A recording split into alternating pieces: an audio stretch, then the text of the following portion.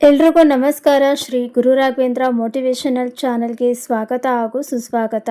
ಹಿಂದಿನ ವಿಡಿಯೋದಲ್ಲಿ ಅಧಿಕ ಮಾಸ ಯಾವಾಗ ಪ್ರಾರಂಭ ಆಗುತ್ತೆ, ಯಾವಾಗ ಅಂತ್ಯ ಆಗುತ್ತೆ, ಹಾಗೆ ಏನೆಲ್ಲ ಮಾಡಬೇಕು, ಏನೇನು ಮಾಡಬಾರ್ದು ಅಂತ ತಿಳಿಸಿದೆ. ಇವತ್ತಿನ ವಿಡಿಯೋದಲ್ಲಿ ಅಧಿಕ ಮಾಸದಲ್ಲಿ ಯಾವ ಯಾವ ವಸ್ತುಗಳನ್ನು ದಾನ ಮಾಡೋದ್ರಿಂದ ಯಾವ ಯಾವ ಶುಭ ಫಲಗಳು ಸಿಗುತ್ತೆ ಬನ್ನಿ ತಿಳ್ಕೊಳ್ಳೋಣ.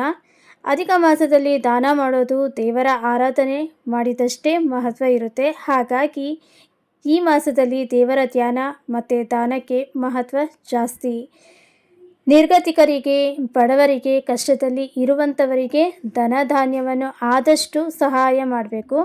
ಅಧಿಕ ಮಾಸದಲ್ಲಿ ನೀವು ಮಾಡಿದಂಥ ದಾನದ ಫಲ ಇಡೀ ಕುಟುಂಬಕ್ಕೆ ಪ್ರಾಪ್ತವಾಗುತ್ತೆ. ಅಂದರೆ ಅರ್ಥ ಮಾಡ್ಕೊಳ್ಳಿ, ಮನೇಲಿ ಯಾರಾದರೂ ಒಬ್ಬರು ಅಧಿಕ ಮಾಸದಲ್ಲಿ ಈ ರೀತಿ ದಾನಗಳನ್ನು ಕೊಡೋದ್ರಿಂದ ಅದರ ಫಲ ಇಡೀ ಕುಟುಂಬದ ಜನರಿಗೆ ಸಿಗುತ್ತೆ. ಅಲ್ಲದೆ ನೀವು ಬೇರೆ ಸಮಯದಲ್ಲಿ ಮಾಡುವಂಥ ದಾನಕ್ಕಿಂತ 10 ಪಟ್ಟು ಹೆಚ್ಚಿನ ಫಲ ಸಿಗುತ್ತೆ. ನಿಮ್ಮ ಶಕ್ತಾನುಸಾರ ಚಿನ್ನ, ಬೆಳ್ಳಿ, ಕಂಚು, ತಾಮ್ರ, ಮಣ್ಣಿನ ವಸ್ತುಗಳು, ಹಾಗೆ ಬಟ್ಟೆ ಮತ್ತು ಆಹಾರ ಧಾನ್ಯಗಳು ಮತ್ತು ದುಡ್ಡು ಇದೆಲ್ಲವನ್ನು ಕೂಡ ದಾನವಾಗಿ ಕೊಡ್ಬೋದು. ಅದರಲ್ಲಿ ಮೊದಲನೆಯದಾಗಿ ದೀಪಗಳ ದಾನ. ದೀಪಗಳನ್ನು ನೀವು ಹಿತ್ತಾಳೆ ದೀಪ ನೀವು ದೇವಸ್ಥಾನಕ್ಕೆ ದಾನವಾಗಿ ಕೊಡ್ಬೋದು, ಅಥವಾ ಮಣ್ಣಿನ ದೀಪಗಳನ್ನು ಕೂಡ ದಾನವಾಗಿ ಕೊಡಬಹುದು. ಅಧಿಕ ಮಾಸದಲ್ಲಿ ದೀಪಗಳನ್ನು ದಾನ ಮಾಡುವುದರಿಂದ ತೀರ್ಥೋದ್ಭವದ ಪುಣ್ಯ ದೊರೆಯುತ್ತೆ. ಅಂದರೆ ತೀರ್ಥ ಸ್ನಾನ ಮಾಡಿದಂಥ ತೀರ್ಥಕ್ಷೇತ್ರಗಳಿಗೆ ಹೋಗಿ ಬಂದಂಥ ಪುಣ್ಯಗಳು ಸಿಗುತ್ತೆ. ನೀವು ಇದನ್ನು ಮನೆಯಲ್ಲೂ ಮಾಡಬಹುದು. ಅಂದರೆ ಯಾವುದಾದ್ರೂ ಒಂದು ಒಳ್ಳೆಯ ದಿನ, ಶುಕ್ರವಾರ ಆಗಿರಲಿ ಅಥವಾ ಬೇರೆ ಯಾವುದೇ ದಿನ ಮನೇಲಿ ನೀವು ಪೂಜೆ ಮಾಡಿ ಆ ದಿನ ಸಂಜೆ ಹೆಣ್ಣು ಮಕ್ಕಳನ್ನು ಮನೆಗೆ ಕುಂಕುಮಕ್ಕೆ ಕರೆದು ನೀವು ಅವರಿಗೆ ತಾಂಬೂಲದ ಜೊತೆ 2 ಜೋಡಿ ದೀಪಗಳನ್ನು ದಾನವಾಗಿ ಕೊಡಬಹುದು. ಅಥವಾ ಯಾವುದೇ ನದಿ ತೀರದಲ್ಲಿ ಕೂಡ ನೀವಲ್ಲಿ ನದಿ ಸ್ನಾನ ಮಾಡಿ ಗಂಗೆ ಪೂಜೆ ಮಾಡಿ ಅಲ್ಲೂ ಕೂಡ ಮಣ್ಣಿನ ದೀಪಗಳನ್ನು ದಾನವಾಗಿ ಕೊಡ್ಬೋದು. ಅಥವಾ ಯಾವುದೇ ದೇವಸ್ಥಾನ ನಿಮ್ಮ ಮನೆ ಹತ್ತಿರ ಆಗಿರ್ಬೋದು ಅಥವಾ ಹೊರಗಡೆ ದೇವಸ್ಥಾನಗಳಾದರೂ ಆಗಿರ್ಬೋದು, ತಾಳೆಯ ಜೋಡಿ ದೀಪಗಳನ್ನು ತುಪ್ಪ ಅಥವಾ ಎಳ್ಳೆಣ್ಣೆ ಹಾಕಿ ದೀಪ ಹಚ್ಚಿ ತಾಂಬೂಲ ಮತ್ತು ದಕ್ಷಿಣೆ ಸಮೇತವಾಗಿ ದೇವಸ್ಥಾನಕ್ಕೆ ದಾನ ಕೊಡೋದ್ರಿಂದ ಭೂದಾನ ಮಾಡಿದಂಥ ಫಲ ಸಿಗುತ್ತೆ. ಅಲ್ಲದೆ ದೀಪ ಸಮೃದ್ಧಿಯ ಸಂಕೇತ. ಹಾಗಾಗಿ ಈ ರೀತಿ ನೀವು ದೀಪಗಳನ್ನು ದಾನವಾಗಿ ಕೊಡ್ಬೋದು. ಅಧಿಕ ಮಾಸದಲ್ಲಿ ನೀವು ಯಾವ ಯಾವ ವಿಷ್ಣುವಿನ ಪೂಜೆ ಮಾಡ್ತೀರೋ ಆ ಒಂದು ದಿನವಾದರೂ ಮಾಲ್ಪುವನ್ನು ಮಾಡಿ ನೈವೇದ್ಯಕ್ಕೆ ಇಡ್ಬೋದು. ಈ ಅಧಿಕ ಮಾಸದಲ್ಲಿ ಮಾಲ್ಪುವನ್ನು ಭಗವಂತನಿಗೆ ನೈವೇದ್ಯಕ್ಕೆ ಇಟ್ಟು ಅದನ್ನು ಪ್ರಸಾದವಾಗಿ ಬೇರೆಯವರಿಗೂ ಕೂಡ ಪ್ರಸಾದವಾಗಿ ಕೂಡ ಕೊಡ್ಬೋದು. ತುಂಬ ಒಳ್ಳೆಯದು. ಜೀವನದಲ್ಲಿ ಬರುವಂಥ ಅಡಚಣೆಗಳು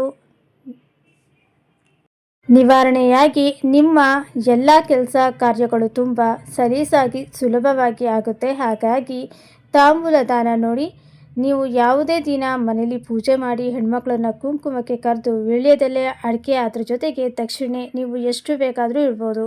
33 ರೂಪಾಯಿ ಒಬ್ಬರಿಗೆ ಬೇಕಾದರೂ ಕೊಡ್ಬೋದು. ಅಥವಾ 33 ಜನಕ್ಕೂ ಕೂಡ 1 ರೂಪಾಯಿನ ನೀವು ದಕ್ಷಿಣೆಯನ್ನು ಇಟ್ಟು ಕೊಡ್ಬೋದು. ಅಥವಾ 11 ರೂಪಾಯಿಯನ್ನು 3 ಜನಕ್ಕೆ ನೀವು ತಾಂಬೂಲದ ಜೊತೆ ಇಟ್ಟು ಕೊಡ್ಬೋದು. ಹಾಗೆ ತಾಂಬೂಲನ ಕೂಡ ಲೆಕ್ಕ ಬರುತ್ತೆ.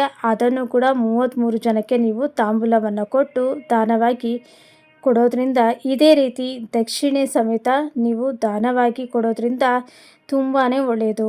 ಅಧಿಕ ಮಾಸದಲ್ಲಿ ತಾಂಬೂಲವನ್ನು ದಾನ ಕೊಡೋದ್ರಿಂದ ಅದೃಷ್ಟ ಹೆಚ್ಚಾಗುತ್ತೆ. 33 ರೂಪಾಯಿ ನೀವು ದಾನ ಮಾಡೋದ್ರಿಂದ ನಿಮ್ಮ ಮನೆ ಯಾವಾಗಲೂ ಸಮೃದ್ಧಿಯಾಗಿ ಕೂಡಿರುತ್ತೆ.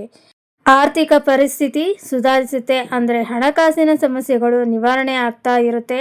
ಹಸುಗಳಿಗೆ, ಮೂಕ ಪ್ರಾಣಿಗಳಿಗೆ ಊಟವನ್ನು ನೀವು ದಾನ ಕೊಡೋದ್ರಿಂದ, ಗೋಗ್ರಾಸವನ್ನು ದಾನ ಮಾಡೋದ್ರಿಂದ, ಅಂದರೆ ಹಸಿರು ಹುಲ್ಲುಗಳು ಅಥವಾ ಗೋವಿಗೆ ತಿನ್ನಿಸುವಂಥ ಆಹಾರ ಪದಾರ್ಥಗಳನ್ನು ನೀವು ದಾನವಾಗಿ ಮಾಡೋದ್ರಿಂದ ಪಿತೃ ದೋಷ ನಿವಾರಣೆ ಆಗುತ್ತೆ. ಮಹಾಲಕ್ಷ್ಮಿಯ ಆಶೀರ್ವಾದ ಸಿಗುತ್ತೆ.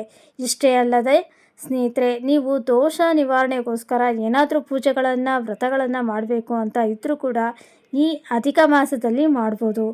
ನೋಡಿದ್ರಲ್ಲ ಸ್ನೇಹಿತರೆ, ಇವತ್ತಿನ ವಿಡಿಯೋದಲ್ಲಿ ಅಧಿಕ ಮಾಸದಲ್ಲಿ ಯಾವ ಯಾವ ವಸ್ತುಗಳನ್ನು ದಾನ ಮಾಡ್ತೀರಾ, ಏನೆಲ್ಲ ಶುಭ ಫಲಗಳು ಸಿಗುತ್ತೆ ಹೇಳಿ ತಿಳಿಸಿಕೊಟ್ಟಿದ್ದೀನಿ.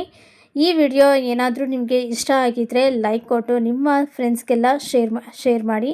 ಹಾಗೆ ಕಮೆಂಟ್ ಬಾಕ್ಸ್ನಲ್ಲಿ ನಿಮ್ಮ ಅನಿಸಿಕೆ ಅಭಿಪ್ರಾಯಗಳನ್ನ ಬರೆದು ತಿಳಿಸಿ. ಹಾಗೆ ಸಬ್ಸ್ಕ್ರೈಬ್ ಮಾಡ್ಕೊಂಡಿಲ್ಲ ಅಂದರೆ ಆದಷ್ಟು ಬೇಗ ಸಬ್ಸ್ಕ್ರೈಬ್ ಮಾಡ್ಕೊಳ್ಳಿ. ಇನ್ನಷ್ಟು ಪೂಜಾ ಮಾಹಿತಿಯೊಂದಿಗೆ ಧನ್ಯವಾದಗಳು.